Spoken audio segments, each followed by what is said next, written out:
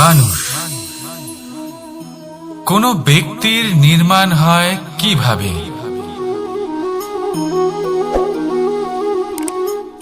কেউ বলবেন পঞ্চতত্ত্বের দ্বারা, কেউ বলবেন আত্মা, দেহ ও চেতনার দ্বারা, কেউ বলবেন ঈশ্বরের কৃপার দ্বারা, তো কেউ বলবেন এই প্রকৃতির পরীক্ষার দ্বারা।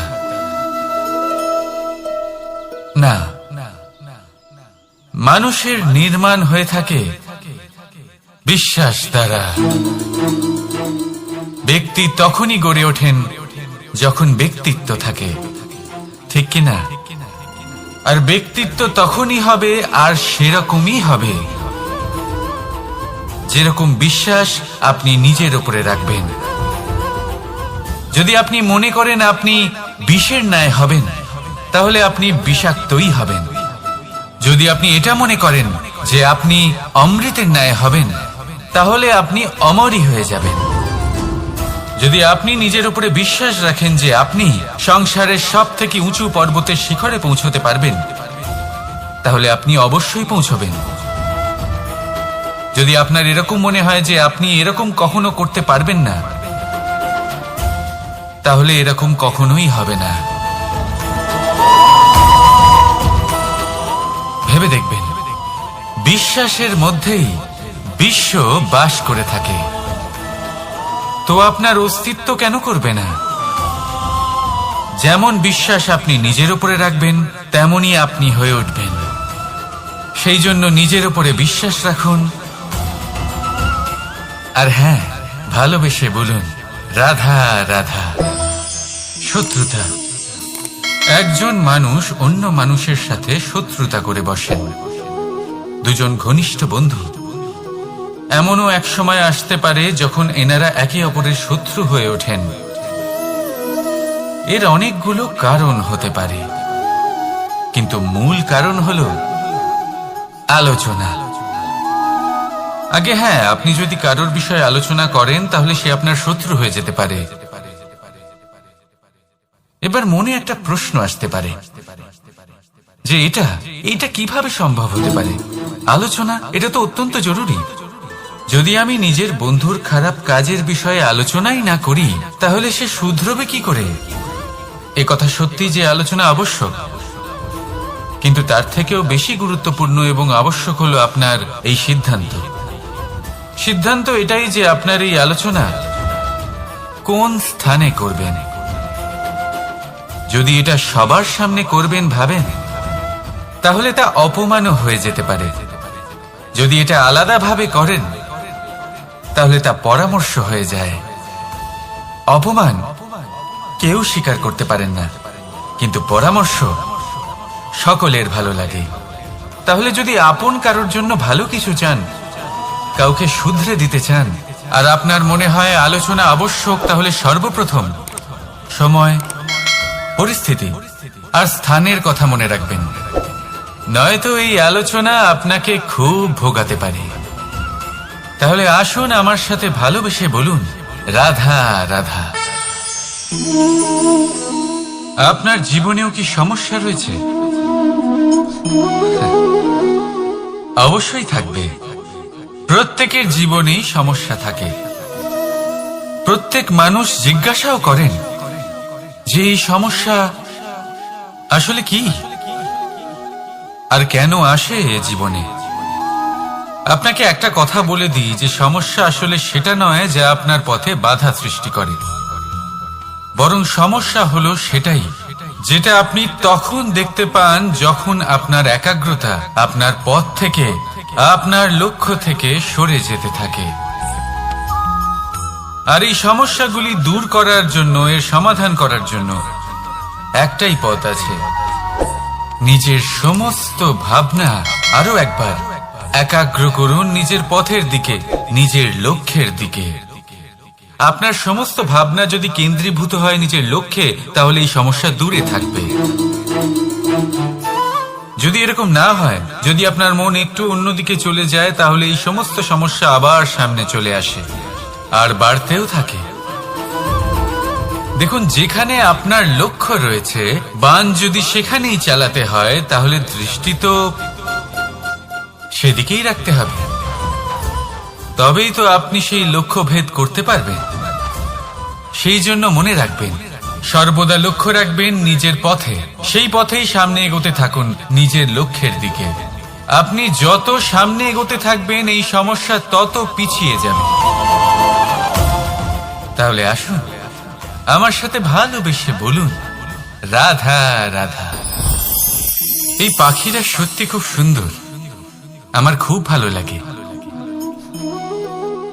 আপনি নিশ্চয়ই শুনে থাকবেন যে কিছু পাখির কাছে ডানা অবশ্যই থাকে, কিন্তু উড়তে পারে না।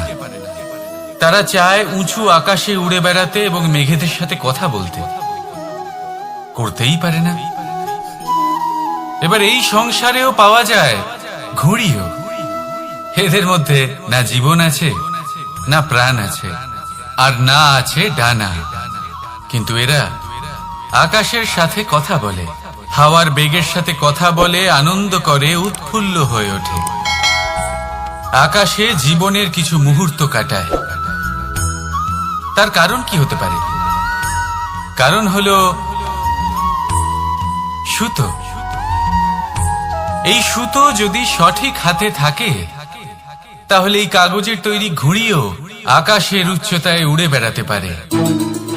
এবার এই সুতো আসলে কি? এই সুতো হলো আসলে ভালোবাসার, এই সুতো হলো আসলে বিশ্বাসের। আর এটা আপনি দিয়ে থাকেন তাদের হাতে যাদের আপনি বিশ্বাস করেন, যাদের আপনি নিজের সর্বস্ব দিয়ে দেন। ভেবে দেখুন, এই ভালোবাসা আর বিশ্বাসের সুতো আপনি যদি সঠিক মানুষের হাতে দিয়ে দেন তাহলে আপনি অনেক উচ্চতায় উঠতে পারবেন, আকাশের উচ্চতায় উড়ে বেড়াতে পারবেন, মেঘের সাথে কথা বলতে পারবেন, পাখিদের মতো উড়তে পারবেন, যা ইচ্ছে তাই করতে পারবেন। শুধু এই মানুষ সঠিক হতে হবে, এমন একজন মানুষ যার মনে আপনার জন্য ভালোবাসা রয়েছে, এমন এক মানুষ যার মনে কোনো স্বার্থ নেই, যিনি পরোপকারী, এমন একজন ব্যক্তি যিনি আপনার অস্তিত্বকে বাইরে নিয়ে আসতে পারবেন, তাকে উজ্জ্বল করে তুলবেন। তাহলে ভালোবাসুন, আনন্দ করতে থাকুন, আর এই আনন্দ সহকারে বলুন, রাধা রাধা। আমরা সকলে এমন ব্যক্তির সাথে থাকতে চাই যারা খুব মিষ্টি কথা বলেন, যাদের ব্যবহার আমাদের ভালো লাগে, যারা দেখতে সুন্দর হন, যাদের আমরা পছন্দ করি। আর সব সময় এমন ব্যক্তির থেকে দূরে থাকতে চেষ্টা করি যাদেরকে আমরা পছন্দ করি না, যাদের কথা আমাদের খারাপ লাগে, যাদের কথা একটু কঠোর হয়। আমরা সব সময় চেষ্টা করি এদের থেকে দূরে থাকার, ঠিক কিনা? কিন্তু যদি বাস্তবটা দেখি তাহলে এই কঠোরতা জীবনে শান্তির প্রলেপ দেয়। ওষুধও একটু কড়াই হয়, কিন্তু এ কি করে? আমাদের সুস্থ করে তোলে। ঠিক সেইভাবেই ভালোবাসার এই অধ্যায় একটু কঠিন, একটু কড়াও মনে হতে পারে, কিন্তু এর ফল সবসময় আপনাদের স্বাস্থ্যের পক্ষে ভালোই হয়। সেই জন্য যদি কেউ আপনার নিন্দে করে, আপনাকে কড়া কথা শোনায়, আপনার ব্যাপারে আলোচনা করে, তার মানে এটা নয় যে সে আপনার শত্রু। হতে পারে তিনি আপনার বন্ধু হন, আপনার জন্য ভালো চান, আপনাকে শুধরে নিতে চান, আপনার মধ্যে কোনো পরিবর্তন দেখতে চান। সেই জন্য কখনো কারোর কথা শুনে বা কাউকে দেখে প্রাথমিকভাবে এই সিদ্ধান্ত নেবেন না যে তিনি আপনার শত্রু হন নাকি আপনার বন্ধু হন। এমনও শত্রু হয়ে থাকেন যে গুড়ের মতো মিষ্টি মিষ্টি কথা বলে আসলে আপনাকে বিষ পান করিয়ে দেবেন, আর এমনও বন্ধু থাকেন যারা আসলে নিমের মতো কড়া কথা বলেন কিন্তু আপনাকে অমৃত পান করান। এদের মধ্যে পার্থক্য করতে জানতে হবে, কে আসলে শত্রু হন আবার কে আসলে মিত্র হন। এই পার্থক্য যখন আপনি করতে শিখবেন তখন আপনি এই সংসারের সব থেকে সুখী প্রাণী হয়ে উঠবেন। এই পার্থক্য বোঝা সহজ নয়, কিন্তু অবশ্যই আবশ্যক। রাধা রাধা। অসুখ। এমন কোন মানুষ আছেন এই সংসারে যার অসুখ করে না? প্রত্যেক মানুষ কখনো না কখনো অবশ্যই অসুস্থ হয়েছে, তার এই শরীর রোগের শিকার অবশ্যই হয়েছে। এবারে দেখুন, এই রোগ আসে আবার এই রোগ চলেও যায়, কিন্তু সেই রোগ আমাদের কষ্ট দিতে কেন সক্ষম হয়? কারণ হলো স্বচ্ছতা। যদি এই স্বচ্ছতা শরীরে না থাকে তাহলে মানুষকে শারীরিক কষ্ট পেতেই হবে। ঠিক সেইভাবেই অত্যন্ত প্রয়োজনীয় হলো এই স্বচ্ছতা যেন মনেও থাকে। যদি এই স্বচ্ছতা মনে না থাকে তাহলে মানুষ চারিত্রিকভাবে কষ্ট সহ্য করেন। এবারে নিবারণ কি হতে পারে? বড়ই সহজ এর উপশম। যদি রোগ শরীরে হয় তাহলে সর্বপ্রথম স্বচ্ছতা বজায় রাখতে শিখুন। এই শরীরকে পরিষ্কার রাখতে শিখুন। বিচক্ষণতার সাথে এই রোগের সম্মুখীন হন। ভয় পাবার কোনো দরকার নেই। ব্যায়াম করতে থাকুন, সব ঠিক হয়ে যাবে। সেইভাবেই যদি এই অসুখ মনে হয় তাহলে কি করা যায়? সর্বপ্রথম তার আধারের উপরে নজর দিন। আপনার এই আধারই হলো আপনার আহার। যা আপনি আহার করবেন সেরকমই মানুষ হয়ে উঠবেন। সেইভাবেই আপনি যেরকম ভাবেন সেরকমই মানুষ হয়ে উঠবেন। সেই জন্য নিজের ভাবনাকে শুভ করুন, নিজের দৃষ্টিভঙ্গিকে শুভ করে তুলুন। সবকিছু সঠিক হবে। আপনার আমার সবার মধ্যেই এক রাক্ষস বাস করে। তার সম্মুখীন হন, তাকে পরাস্ত করুন। তাহলে এই রোগ সে শরীরেই হোক বা মনের মধ্যে, যদি সঠিক সময় তাকে আটকানো না যায় তাহলে যে কোনো সময় তা মহামারীর রূপ ধারণ করবে।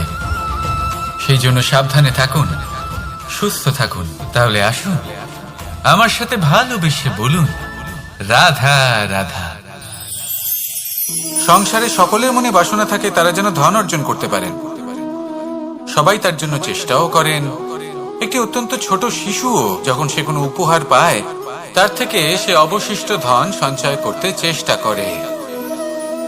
কারণ আমরা ভাবি যে সংগ্রহ করলে আমরা ধনী হয়ে উঠতে পারবো, ধনবান হয়ে উঠতে পারবো।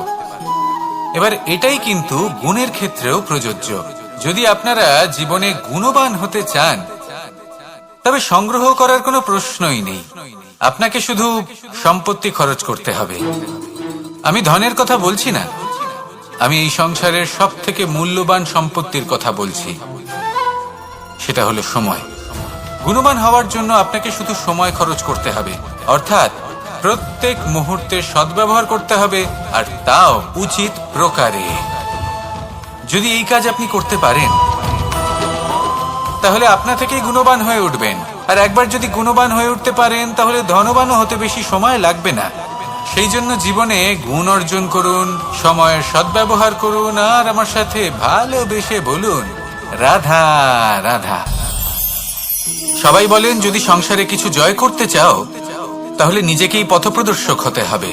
এই সংসারকে যদি প্রকাশমান করতে চাও তাহলে প্রদীপের মতো তোমাকেও জ্বলতে হবে।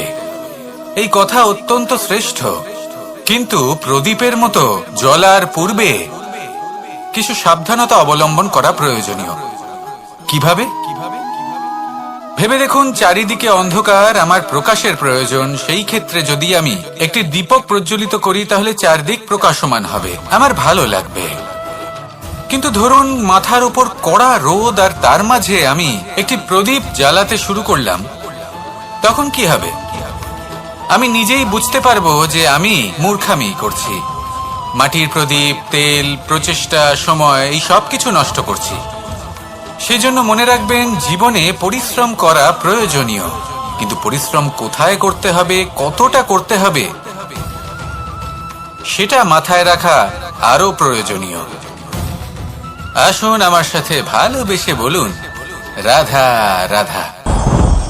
ক্ষমা একটা অত্যন্ত সুন্দর শব্দ, আমার খুব প্রিয় শব্দ। কিন্তু এই ক্ষমা কখন আর কিভাবে প্রয়োগ করতে হবে সেটা বোঝা প্রয়োজনীয়। এক, যদি আপনি কোনো অন্যায় করেন আর ক্ষমা না চান, ক্ষমা প্রার্থনা না করেন, ক্ষমা চাওয়া থেকে এড়িয়ে যান, তাহলে তাতে আপনারই ক্ষতি হবে। কিভাবে? ক্ষমা না চাইলে মনের মধ্যে অহংকার জাগ্রত হয়, আর অহংকার তো প্রকৃত অর্থে আমাদের ক্ষতিই করে। দুই, কেউ যদি অপরাধ করেন, আপনার থেকে ক্ষমা না চান, তাহলে তাকে ক্ষমা করবেন না। ক্ষমা হলো অত্যন্ত অমূল্য, আর না চাইতেই কাউকে ক্ষমা দান করা এটা উচিত নয়। তিন, যদি কেউ আপনার সাথে অনুচিত কিছু করেন, অপরাধ করেন, আর আপনার থেকে ক্ষমা চান, তাহলে তাকে ক্ষমা করে দিন। তাতে আপনার অন্তরের করুণাবোধ জাগ্রত হবে, প্রেম জাগ্রত হবে, আর তা আপনার জন্য শুভ হবে। 4, যদি আপনি নিজে কোনো অপরাধ করেন তাহলে অবশ্যই ক্ষমা চাইবেন, তাতে আপনারই লাভ হবে। কিভাবে? সামনের ব্যক্তি আপনাকে ক্ষমা করুক বা না করুক, আপনার অন্তরের অহংকার ক্ষীণ হবে, আর এই মন আরো নির্মল হয়ে উঠবে। এই ক্ষমা অত্যন্ত অমূল্য, ভেবেচিন্তে একে ব্যবহার করুন আর আমার সাথে ভালোবেসে বলুন, রাধা রাধা। আমি এখানে একা এই বনে বসে আছি, বাঁশি বাজাচ্ছি। কার জন্য? কে আছেন এখানে? কেউ নেই। আমার প্রজা, আমার রাজ্য, আমার পরিবার আমার থেকে অনেক দূরে আছেন। আমি এখানে একা এই বনে বসে এই আকাশের এই রঙের, গাছের এই সব ফলের, মাটির সুবাসের আনন্দ উপভোগ করছি। কেন? আমি হলাম দ্বারকাধীশ। এমন কি রাজকীয় বা ভৌতিক সুখ রয়েছে যে আমি ওখানে পেতে পারি না? সবকিছুই পেতে পারি, তাও এখানে বনে একা বসে আছি। কোন সুখ খুঁজে চলেছি? একা থাকার সুখ। আমরা প্রত্যেকদিন অনেক মানুষের সাথে, চিন্তাধারার সাথে, কর্মের সাথে, পরিস্থিতির সাথে, সুখ দুঃখের দ্বারা বেষ্টিত থাকি। জীবনের এই চক্রে আমরা জড়িয়ে পড়তে থাকি। যতই আমরা এই সমস্যার সমাধান করি, আমরা ততই এতে জড়িয়ে পড়ি। আমরা এতটাই জড়িয়ে পড়ি যে যখন আমরা আয়নায় নিজেদের দেখি, তখন আমরা নিজেদের চিনতেই পারি না। এমন মনে হয় যেন আমরা নিজেদের হারিয়ে ফেলেছি। সেই জন্য প্রত্যেক দিন আপনি কিছু সময় নিজের সাথে কাটান একান্তে। এটা অত্যন্ত আবশ্যক। নিজের অস্তিত্বের গভীরে গিয়ে দেখতে শিখুন, নিজেকে বুঝুন। অদ্ভুত শান্তির অনুভূতি হবে। যেমন এই বায়ু, এই বৃক্ষ, এই পুষ্প, এই নিসর্গ, এদের মতো আপনিও কখনো একলা হতে শিখুন। কখনো নিসর্গের একটা অংশ হয়ে দেখুন। এই মন প্রসন্ন হয়ে বলবে, রাধা রাধা। বাহ! পুষ্পের সুবাস আমার খুব ভালো লাগে। অত্যন্ত সুন্দর হয় এই পুষ্প। এইভাবে চারিদিকে পুষ্প দেখে মন আনন্দিত হয়ে ওঠে। এবার আপনারা ভেবে দেখুন, আমার চারিদিকে পুষ্প নয়, আগুন আছে। তাহলে কি হবে? আমার শরীর কি জ্বলে যাবে না? অবশ্যই জ্বলবে। শরীরকে কি আগুনের তাপ সহ্য করতে হবে না? অবশ্যই সহ্য করতে হবে। এটাই হলো প্রকৃতির নিয়ম। এই নিয়ম কিন্তু আমরা সবাই জানি, কিন্তু আমাদের মধ্যে বেশিরভাগ মানুষ এই বিভ্রান্তি নিয়ে বাঁচি যে এই যে প্রকৃতির নিয়ম, তা আমার উপর প্রযোজ্য নয়। তা কিন্তু নয়। আমাদের চতুর্দিকে এই যে নিসর্গ রয়েছে, আমরা তার কতটা ক্ষতি করি সেটা একবার ভেবে দেখুন। আমরা বনাঞ্চল জ্বালিয়ে দিই, বায়ু দূষিত করি, জল দূষিত করি, প্রাণীদের হত্যা আমরা করি। কেন? এই নিসর্গ আমরা নষ্ট করি, যদিও আমরা জানি যে আমরাও হলাম এই নিসর্গেরই অংশ। এবার দেখুন, শরীরের কোনো অংশে যদি আগুন ধরান, আস্তে আস্তে সমস্ত শরীরও জ্বলে যাবে। সেইভাবেই নিসর্গ যদি নষ্ট হয়ে যায়, তাহলে মনুষ্য জাতিও নষ্ট হয়ে যাবে। তাই এই যে নিসর্গ আপনি দেখছেন, নিসর্গ থাকে মানুষ থাকবে। যদি নিসর্গ থাকে তাহলেই জীবন থাকবে। আসুন আমার সাথে ভালোবেসে বলুন, রাধা রাধা। ওমা, এ কি? আমি কখন থেকে এখানে অপেক্ষা করছি, হাত পেতে দাঁড়িয়ে রয়েছি যাতে একটা ফল আমার হাতে এসে পড়ে এবং সেটা আমি খেতে পারি। কখন থেকে অপেক্ষা করছি, কিন্তু সেটা হচ্ছেই না। এবার আপনি বলবেন যে এইসব কি বলছি, এ কি অদ্ভুত কথা বলছি। যদি ফল খেতে হয় তাহলে আমাকে বৃক্ষে চড়তে হবে, ফলের কাছে পৌঁছতে হবে, তবেই তো ফল পাবো। এবার এটা অত্যন্ত সহজ ব্যাপার, কিন্তু এই বিষয়টা আপনি নিজের জীবনের প্রসঙ্গে ভেবে দেখুন। লক্ষ্য কোথায় আছে আপনি জানেন, সেই লক্ষ্যে পৌঁছানোর পথ কি সেটাও আপনি জানেন, সেই পথে চলার ক্ষমতাও আপনার রয়েছে, কিন্তু তাও আপনি নিজের লক্ষ্য লাভ করতে পারছেন না। কেন? কারণ আপনি অপেক্ষা করছেন যে লক্ষ্য আপনার সামনে চলে আসবে, কিন্তু তা হয় না। লক্ষ্য সে যাই হোক না কেন, ধন হোক, প্রেম হোক, কোনো সম্মান হোক বা মোক্ষ হোক, যদি আপনি তার দিকে অগ্রসর না হন তাহলে ফল প্রাপ্তি অসম্ভব ব্যাপার, তা কোনোদিনই হবে না। সেই জন্য আপনার চোখের সামনে আপনি যদি নিজের লক্ষ্যকে দেখতে পান তাহলে উঠুন এবং সেই দিকে অগ্রসর হতে শুরু করুন। নিজের অন্তরের সকল অশুভ গুণ দূর করুন, অলসতা ত্যাগ করুন, অজ্ঞানতা ত্যাগ করে দিন এবং চলতে থাকুন। অবশ্যই মনোবাঞ্ছিত ফল লাভ করতে পারবেন। মনে রাখবেন, চলতে থাকলে তবেই লক্ষ্য প্রাপ্তি হবে। অপেক্ষার দ্বারা শুধুমাত্র মৃত্যু লাভ হবে। আসুন আমার সাথে ভালোবেসে বলুন, রাধা রাধা। আমি দ্বারকাধীশ এবং আমার সভাতে বিভিন্ন সময় বিভিন্ন ধরনের মানুষ আসেন, নিজেদের দাবি নিয়ে, নিজেদের ইচ্ছে নিয়ে। কখনো কেউ ভোজন চান, আবার কখনো কেউ ওষুধ, কখনো কেউ বস্তু চান, কেউ আবার চান বস্ত্র। কারোর জ্ঞান চাই, কারোর ধন চাই, আবার কারোর বাসস্থান। অনেক সময় আমি এই অনুরোধ, এই ইচ্ছে পূর্ণ করি না। এবার আপনি এটা ভাবতেই পারেন যে কৃষ্ণ তো তাহলে লোভী, ওর কাছে তো সবকিছুই রয়েছে, তারপরেও সে নিজের প্রজার ইচ্ছে পূর্ণ করে না, তাদের সমস্যাগুলি বুঝতে পারে না, তাদের সুখ স্বাচ্ছন্দ্য প্রদান করে না। আসল সত্য হলো এটাই যে কোনো সবল ব্যক্তি, যে কোনো গৃহস্থ ব্যক্তি যে কাজ করতে সক্ষম, তার পরিশ্রম দ্বারাই নিজের প্রয়োজনগুলি এবং ইচ্ছেগুলি পূরণ করা উচিত। এটা অত্যন্ত প্রয়োজনীয়। আর এগুলো তিনি করতে পারেন শিল্প, ব্যবসা, আচরণ অথবা জ্ঞানের ভিত্তিতে। এই পথে চলতে হবে, পরিশ্রম করতে হবে, তবেই সে কিছু অর্জন করতে পারবে। এবার এমন কোনো ব্যক্তি যার এই সব কিছুতে কোনো রুচি নেই, যে কিছুই করতে চায় না, সে কিছুই অর্জন করতে পারবে না। এবার এরকম কোনো ব্যক্তিকে যদি আমি কোনো বস্তু প্রদান করি তাহলে কি হবে? সে পরাধীন হয়ে যাবে, আর সেটা উচিত হবে না। যখনই দান করবেন তা ভাবনা চিন্তা করে এমন ভাবে দান করবেন যাতে সামনের ব্যক্তি স্বাধীন হতে পারেন, পরাধীন নয়। আসুন আমার সাথে ভালোবেসে বলুন, রাধা রাধা।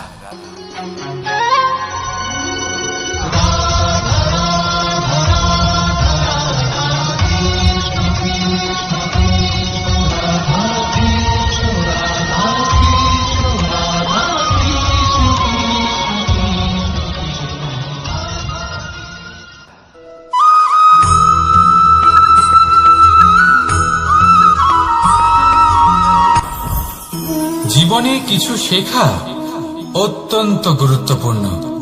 এবার কি কি শিখতে হবে সেই সব শেখানোর জন্য অনেক শিক্ষক রয়েছেন, কিন্তু কি শিখবেন না আর কি করবেন না এটা আমাদের নিজের অভিজ্ঞতা দিয়ে শিখতে হয়।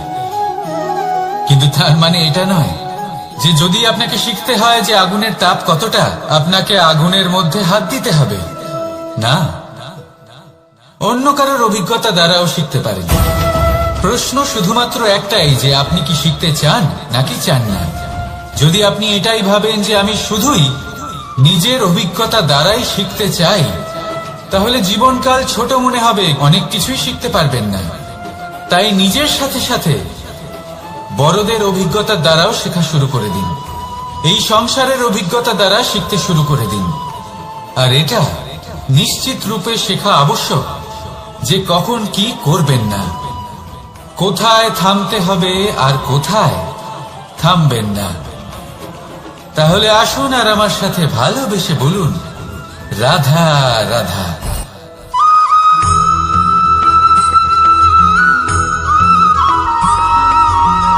এই সংসারে সব থেকে বেশি কোমল বস্তু হলো রেশম।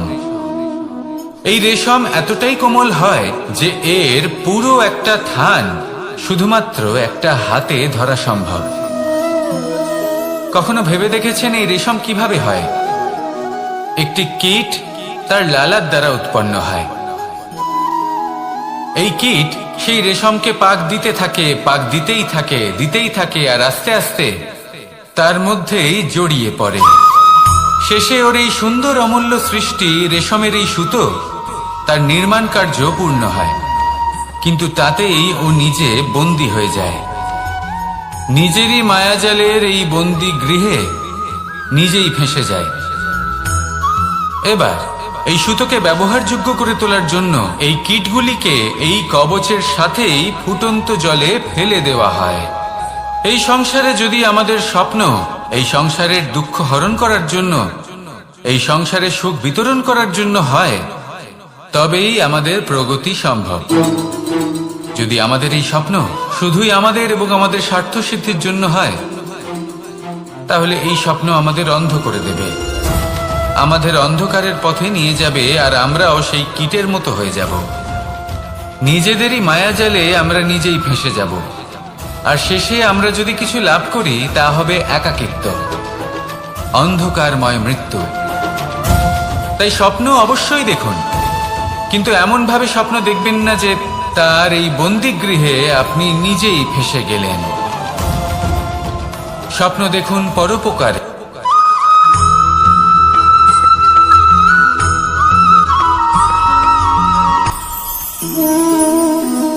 শক্তি এক অত্যন্ত বিচিত্র বস্তু, বা বলতে পারেন অনুভূতি। পিতা সবসময় চান যেন তিনি তার শক্তি পুত্রকে। আসুন আপনাকে সহজে বোঝাই।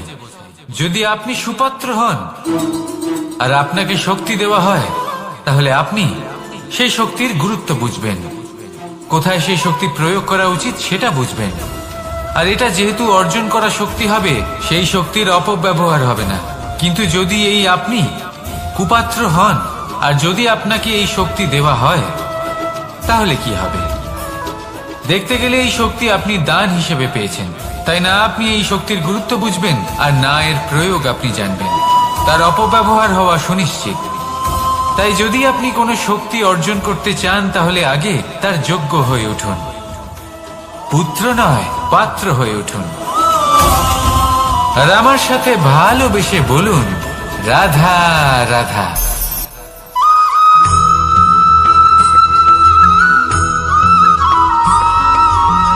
এই সংসারে প্রত্যেক মানুষ এটাই চান যে তিনি যেন ধনবান হন, আর্থিক অবস্থা তার ভালো থাকে, ওনার বাড়িতে লক্ষ্মীর আগমন হয়। কিন্তু সেটা হবে কি করে, সেটাই হলো প্রশ্ন। কেউ বলেন যে যদি পরিশ্রম করো তাহলে ধন অর্জন সম্ভব, কেউ বলেন যে যদি বিদ্যা লাভ হয় তবেই ধন অর্জন সম্ভব, কেউ বলেন যে যদি বলশালী হও তবেই সম্পন্ন থাকবে। ভালো কথা, যদি তাই হয়ে থাকে, তবে দিনমজুর সারা দিন পরিশ্রম করেন, তিনি কেন ধনী হন না? অনেকজন বিদ্বান মানুষ আছেন এই সংসারে, তারা কেন ধনবান হন না?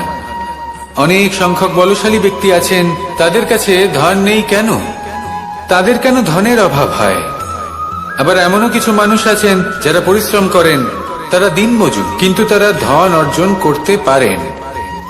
কিছু বিদ্বান ব্যক্তি আছেন যাদের কাছে অধিক মাত্রায় ধন রয়েছে, কয়েকজন বলশালী ব্যক্তি রয়েছেন যাদের কাছে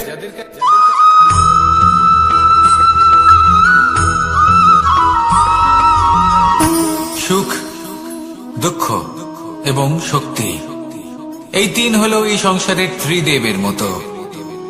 আমাদের জীবনে যা কিছু ঘটছে এই তিনটির ভিত্তির উপরেই হচ্ছে। আসলে এই সংসারের একটা নিয়ম আছে, যখনই আপনি কিছু লাভ করেন, এই সংসার আপনার পরীক্ষা নেয়। এটা জানার জন্য আপনার পরীক্ষা নেয় যে আপনি যা কিছুই লাভ করেছেন, আপনি কি আদৌ সেটার যোগ্য কিনা। ঠিক সেইভাবেই এই সুখ, দুঃখ এবং শক্তি আপনার পরীক্ষা নিয়ে থাকে। যখন সুখ আসে তখন সে আপনার পরীক্ষা নেয় যে আপনার মধ্যে অহংবোধ জাগ্রত হয়নি তো। যদি অহংবোধ চলে আসে তাহলে সুখ সেখানেই সঙ্গ ত্যাগ করে। দুঃখ আপনার ধৈর্যের পরীক্ষা নিতে থাকে, আর যদি আপনার মধ্যে ধৈর্য না থাকে তাহলে এটা আপনাকে আরো বেশি দুঃখের গভীর অন্ধকারে ঠেলে দেবে। সেখানে শক্তি পরীক্ষা নেয় আপনার বিনম্রতার। যদি আপনি বিনম্র না হন, তাহলে হয় এই শক্তি আপনার সঙ্গ ত্যাগ করবে, নয় এই শক্তি বিনম্রতার অভাবে আপনার পতনের কারণ হতে পারে। এই সংসারে যে কোনো ব্যক্তি যিনি এই পরীক্ষায় উত্তীর্ণ হয়ে থাকেন, এই জীবনে তিনি সাফল্য লাভ করেন। আসুন আমার সাথে ভালোবেসে বলুন, রাধা রাধা।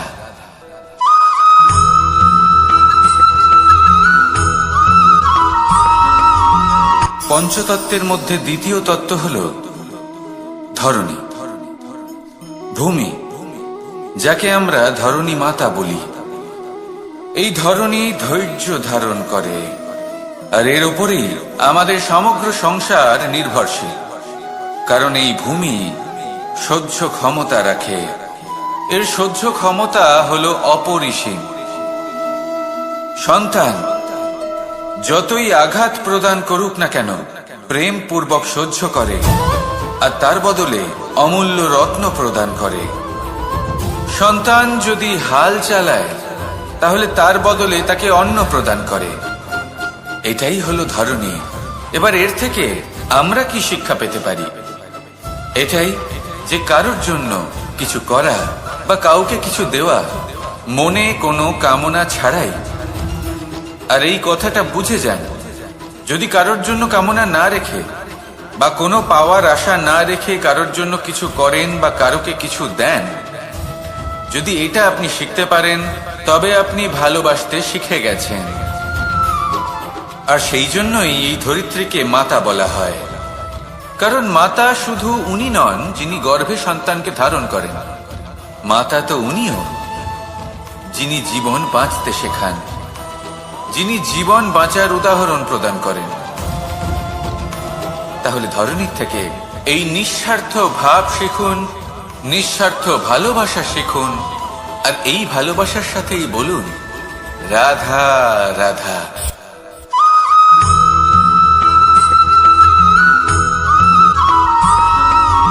মানুষ জন্মগ্রহণ করে, তার সাথে ভয়েরও জন্ম হয়। ছোটবেলা থেকেই আমাদের মনে কোনো না কোনো প্রকারের ভয় থেকেই যায়। কেউ এই বিষয়ে ভয় পায় যে তার কোনো বস্তু তার থেকে দূরে চলে যাবে, কেউ এই বিষয়ে ভয় পায় যে আমি নিজেকে হারিয়ে ফেলব, কেউ এই ভেবে ভয় পায় যে আমার প্রিয়জনেরা তারা যেন আমার থেকে দূরে না চলে যায়, কেউ এই ভেবে ভয় পায় যে আমরা যেন পথ না হারিয়ে ফেলি, আদি ইত্যাদি। কিন্তু সত্যি কথা বলতে, ভেবে দেখুন এই ভয় বাস্তবে কি? শুধুই একটা মনস্থিতি, আর কিছুই নয়। যা কিছু আপনি জীবনে পেয়েছেন তা একদিন আপনাকে হারাতে হবে। এই জীবন হলো আপনারই, কিন্তু তাও একদিন সমাপ্ত হবে। তাই ভয় পেয়ে কি লাভ? এই ভয় শুধু আপনাকে জীবন যাপন করা থেকে বাধা দিচ্ছে, আর কিচ্ছু নয়। পথ হারিয়ে ফেললেই বুঝতে পারবেন যে নতুন পথ কিভাবে বানাতে হয়। কিছু মানুষকে জীবন থেকে হারালে তবেই আপনি বুঝবেন যে আপনার আপনজনকে। এই ভয়ের কারণে ভীত হয়ে থাকবেন না। এই তারা নক্ষত্র অন্ধকারের অভাবে গুরুত্ব হারায়। শিবকেও মহাদেব হবার জন্য বিষপান করতে হয়েছিল। প্রত্যেক পরিস্থিতি, প্রত্যেক সাফল্য আপনার পরীক্ষা নেবে, তাতে উত্তীর্ণ হওয়া হলো আপনার কর্ম। যখনই আপনি ভয় পাবেন বা সংকটের সম্মুখীন হবেন, তখন সাহসের সাথে তার সম্মুখীন হন। মনে রাখবেন, যে সম্মুখীন হতে জানে, সাফল্য তার সাথে সবসময় থাকে। আসুন আর আমার সাথে ভালোবেসে বলুন, রাধা রাধা।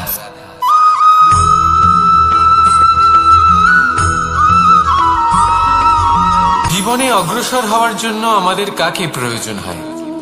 মাতা পিতা, বন্ধু, প্রেম, সাহায্য, অর্থ, পরিশ্রম, আশা। ভিন্ন ভিন্ন মানুষ ভিন্ন ভিন্ন বিকল্প চয়ন করে। যদি আমি আপনাকে বলি, তাহলে জয় আর পরাজয়ের মন্ত্র দুটো শব্দের উপর নির্ভর করে, মেনে নেওয়া আর দৃঢ় হওয়া। যদি মেনে নেন তাহলে হেরে যাবেন, যদি দৃঢ় হন তাহলে নিশ্চিত রূপে জয়ী হবেন। যদি কখনো আপনি ক্লান্ত হয়ে ওঠেন, আপনি দুঃখী হন, পুরোপুরি ভেঙে পড়েছেন, তখন মেনে নেবেন না যে আপনি ভেঙে পড়েছেন, নয়তো হেরে যাবেন। তখন উল্টে স্থির করবেন যে যাই হয়ে যাক না কেন, আমি জয়ী হবই। আর আপনি দেখবেন যে জয় নিশ্চিত রূপে আপনার কাছেই আসবে। তাহলে এই কথা মনে রাখবেন আর আমার সাথে ভালোবেসে বলবেন, রাধা রাধা।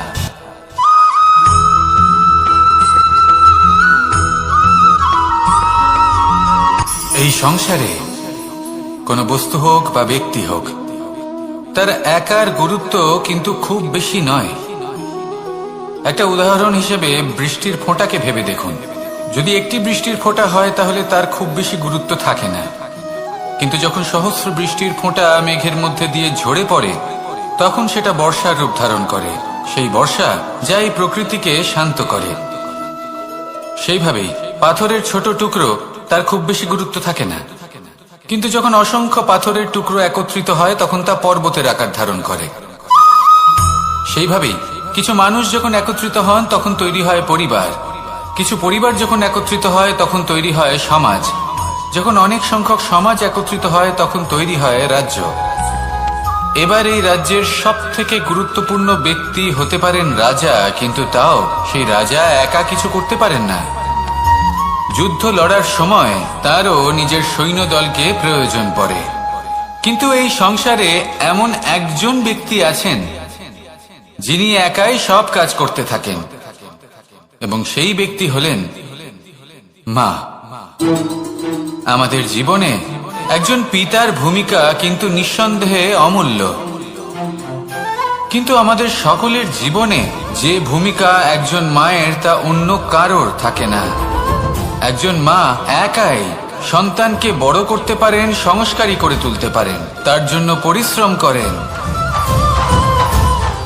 আর এত কিছু কাজ করার পরেও তার কাজের জন্য তিনি প্রশংসা অবশ্য পান না। উল্টে যদি সেই সন্তান অনুচিত পথে চালিত হয়, অনুচিত কর্ম করে, তখন সেই মাকেই অপবাদের পাত্র হয়ে উঠতে হয়। আমাদের জীবনে মায়ের যোগদান কতটা সেটা বুঝুন। আপনাকে বড় করে তোলার জন্য উনি কতটা পরিশ্রম করেছেন সেটা বুঝুন। আজ থেকে, এখন থেকে, এই মুহূর্ত থেকে মাকে সম্মান করতে শিখুন। যখন সময় পাবেন, যখন সুযোগ হবে, তখন তার প্রশংসা করুন, ওনারও ভালো লাগবে। আর মায়ের এই মমতার জন্য, তার এই ভূমিকার জন্য আসুন সবাই মিলে আমরা তাকে প্রণাম করি, আর সকলে মিলে ভালোবেসে বলি, রাধা রাধা।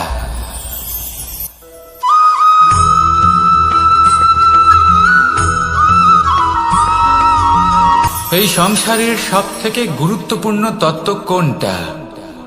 প্রথম হলো সময়।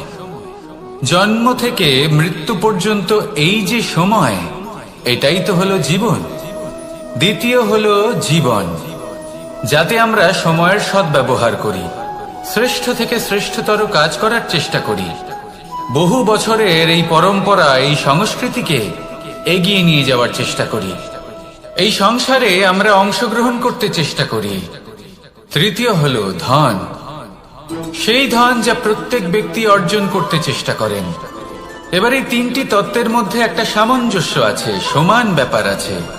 সে ধনই হোক বা সময় হোক বা হোক জীবন। আর সেই সমান ব্যাপার হলো যে যদি আপনি এটা গণনা করতে থাকেন তাহলে তা কমতে থাকে, যদি আপনি এটা ব্যবহার করেন তাহলে তা বাড়তে থাকে।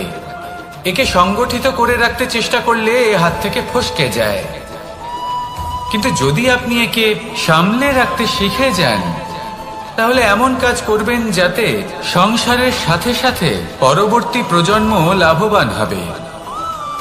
যদি কিছু শিখতে চান তাহলে সামলাতে শিখুন, গণনা করা বা সংগঠিত করা নয়। আসুন আর আমার সাথে ভালোবেসে বলুন, রাধা রাধা।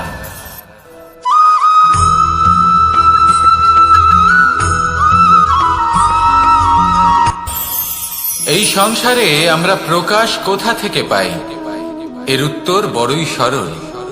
ভোরে যখন সূর্যোদয় হয় তখন প্রকাশের কিরণ আমাদের ঘরে এসে পৌঁছয়। এইভাবেই আমরা প্রকাশ লাভ করি। এবার এই প্রকাশের আলোতেই আমরা সারাদিনের কাজ সম্পন্ন করি। সন্ধে হয়ে যায়, সূর্যাস্তও হয়ে যায়, আর আমাদের ঘর